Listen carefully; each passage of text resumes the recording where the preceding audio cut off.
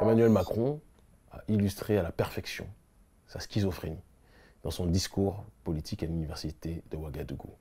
Il a illustré de cette façon, en l'occurrence, lorsque la première partie de son discours, qui n'est qu'un monologue, il récite la leçon qui lui a été rédigée par ces nègres de service, qui sont en réalité les membres de son conseil présidentiel pour l'Afrique, qui sont des membres de la société civile africaine, mais très francophiles, pour ne pas dire francolâtres, et qui lui ont donc rédigé un discours qui était censé correspondre aux doléances et aux attentes de la jeunesse africaine.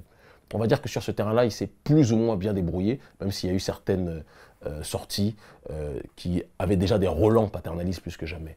Mais le plus spectaculaire, c'est lorsqu'il a dû se dévoiler complètement lors de la séance des questions-réponses, où il a sorti quand même des propos qui dépassent l'entendement et qui, je pense, doivent faire réagir l'ensemble des gens. Beaucoup de gens, lorsqu'ils ont entendu ça, sont tombés dans une hystérie, dans une colère saine et une colère légitime par rapport à l'ineptie des propos qu'il déployait.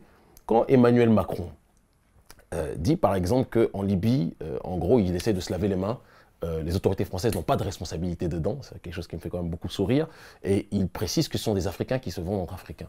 Pourquoi, en ce qui concerne la situation du continent africain, une minorité de trafiquants est considérée maintenant comme la vérité suprême en disant les Africains vendent les Africains? Non, il faut qu'on aille au bout des choses. C'est l'OTAN qui a bombardé la Libye. La France, qui est un toutou de l'OTAN, a été dans cette démarche-là. Mais l'OTAN lui-même a été convaincu par Bernard-Henri Lévy, qui est de nationalité multiple, mais surtout de nationalité française. Nicolas Sarkozy a fait une obsession de détruire Kadhafi. Donc ceux qui sont les premiers responsables de ce qui se passe en Libye à l'heure actuelle, ce sont les autorités françaises. Et donc M. Macron ne peut pas se permettre de se laver les mains en disant ce sont les Africains qui se vendent entre eux. Il n'y aurait jamais eu ce capharnaüm en Libye si la France et son patron de l'OTAN n'avaient pas détruit le régime de Mouammar Kadhafi.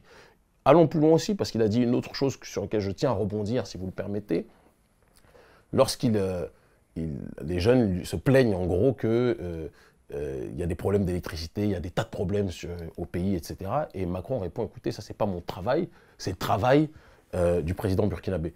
Sur le principe, il n'a pas tort. Ce sont nos chefs d'État qui devraient se prendre en charge. Mais Macron quand même a bon dos de sortir ce genre de propos quand on sait qu'avec Areva, qui pille l'uranium sur notre continent africain, bon nombre d'énergie pourrait être usité par les nôtres s'il n'y avait pas le pillage des multinationales françaises, des multinationales occidentales et des grandes entreprises françaises.